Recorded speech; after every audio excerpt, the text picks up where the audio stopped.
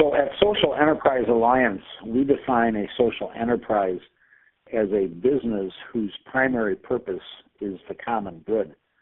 And when you really break that down, there's three simple parts of it. First of all, it's a business, meaning that it's doing some sort of commercial activity, manufacturing, distributing, buying, selling, producing some sort of product, good, or service. So it's a commercial activity that if you looked at it with the naked eye and you didn't know that it was a social enterprise, you would think it was simply a business.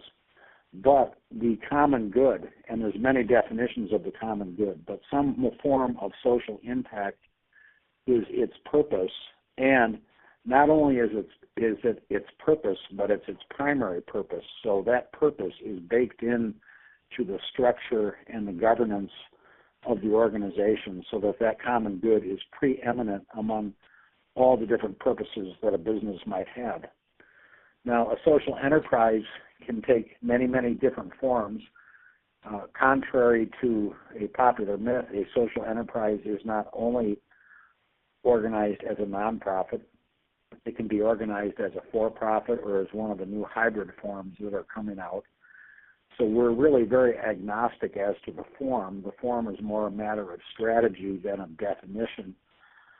A social enterprise can have any number of missions, from an environmental mission to a human rights mission to an employment mission to a literacy, housing, healthcare mission. And the business model itself can take any number of forms. To give you three examples, for many years I ran a social enterprise called Rebuild Resources here in Minneapolis, St. Paul, Minnesota. Rebuild was one of really sort of a stereotypical classic social enterprise model. It was a manufacturing business that worked in the screen printing and embroidery business to produce corporate apparel. Its mission was to help recovering addicts and alcoholics who were coming out of the prison system gain long-term employment, thereby creating a huge benefit for the public in terms of tax savings, public safety, economic development, and social justice. And it earned about 80% of its budget to do that work through the manufacturing business. So Rebuild is sort of one of the cohort of the sort of original social enterprises that ran businesses primarily for the purpose of employing people who face barriers.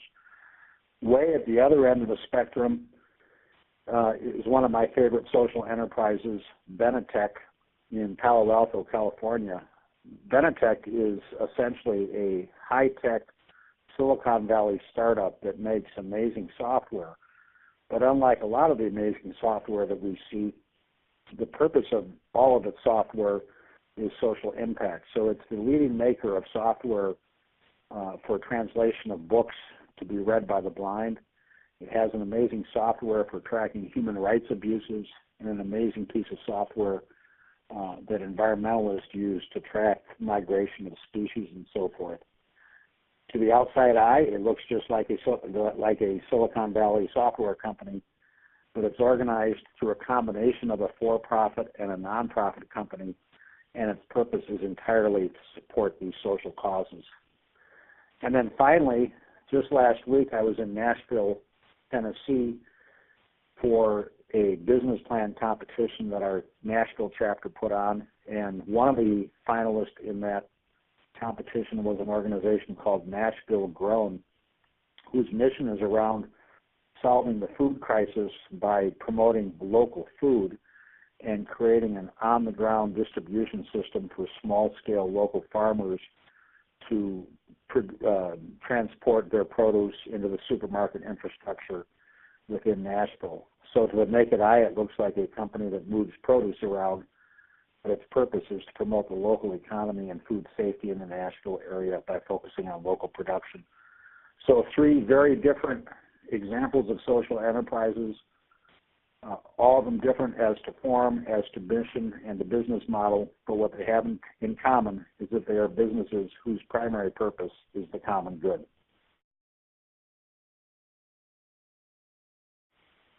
Assuming that the mission of the social enterprise is primary and that is indeed baked into the governance of the organization so that it's unquestionable as the purpose of the organization, then the key to success for a social enterprise is really in many ways the key to success for any business.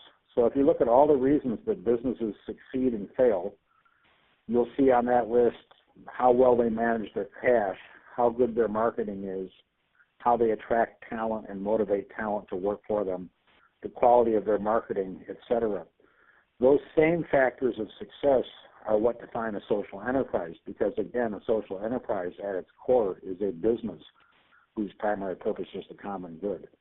So we talk a lot about operational excellence as the key driver for success for a social enterprise. A few years ago, I was fortunate enough to have the opportunity to write a book about this with my friend Julius Walls, who at the time was the CEO of a very famous social enterprise called the Greyston Bakery in Yonkers, New York. You've probably tasted the products of the Greyston Bakery if you've ever eaten Ben & Jerry's hot fudge brownie ice cream, because the Greyston Bakery produces all the brownies that go into that ice cream. And let me tell you, that's a lot of brownies. They do that in a very modern factory that employs no one except homeless people from the streets of Yonkers. We had the opportunity to write the book Mission Incorporated, The Practitioner's Guide to Social Enterprise, precisely because we wanted to talk to practitioners about the need for operational excellence as the driving force for the success of the social enterprise. You can imagine that all the mission in the world wouldn't mean anything to Ben & Jerry's if the brownies that were being produced at the Greyston Bakery were not made to an exacting specification, if they weren't delivered fresh, if they weren't cut to the right size, if they weren't priced appropriately, and if they weren't delivered on time. So counterintuitively, even though we think of social enterprises as being businesses whose primary purpose is the common good, and it's easy to focus on the common good as the purpose, the most successful social enterprises are the ones that are great businesses in their own right. Social Enterprise Alliance was started quite accidentally in 1997 when 6 folks who were running the traditional types of employment-focused social enterprises got together and compared notes. And when they compared notes, they realized that they all knew other people who were doing similar things that the others in the group didn't know. And so they decided to get all those people together. And in 1998, the first event that was called the Gathering of Social Entrepreneurs was held in Colorado Springs, Colorado.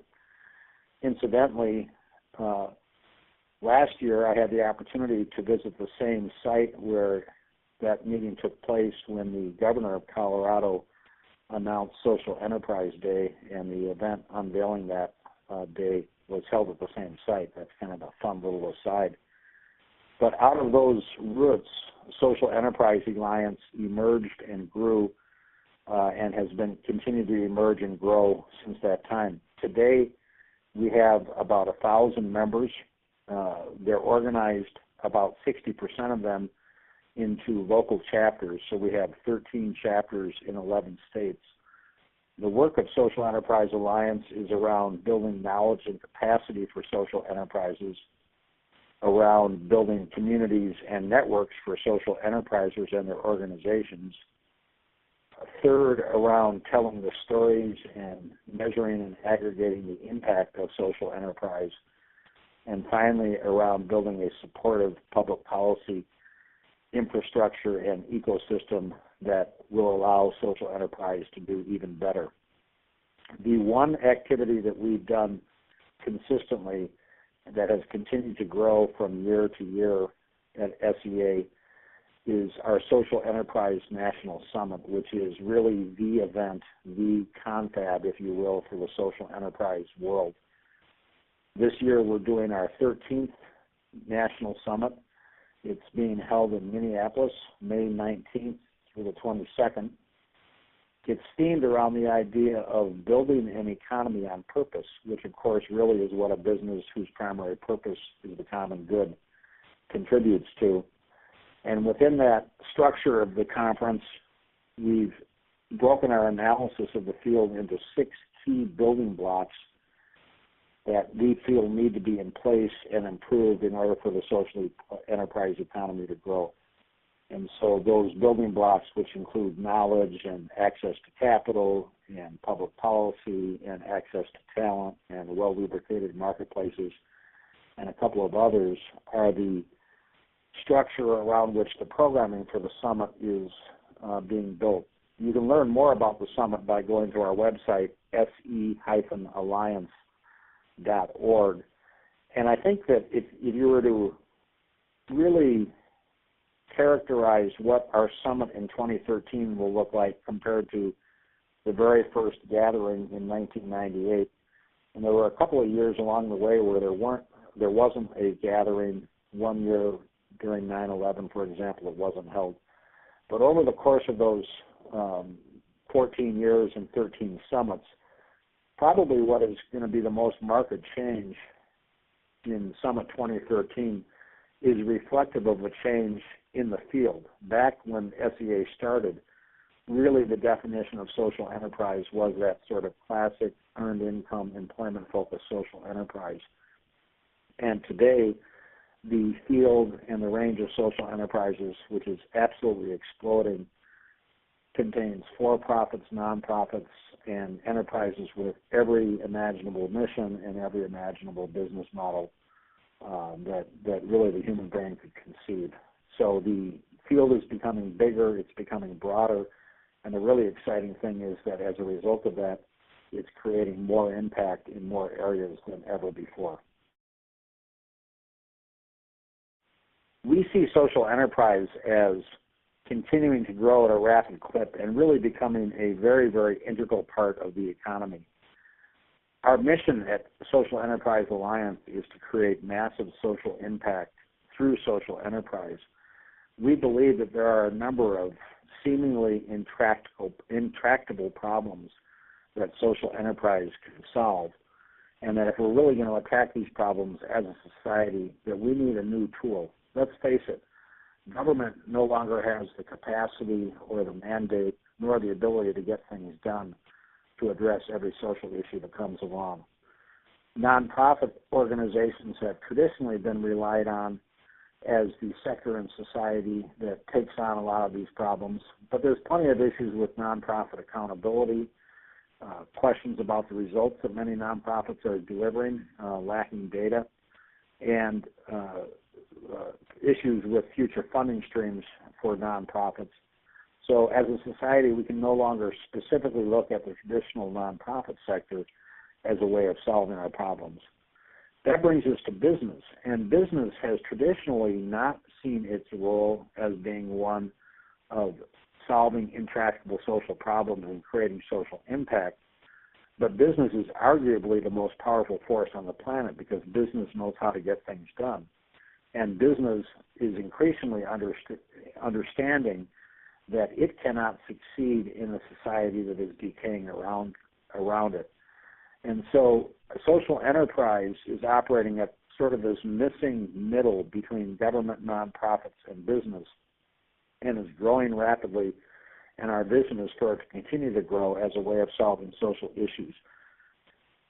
Some of the trends that we'll see in social enterprises is we'll continue to see new forms spring up of social enterprises.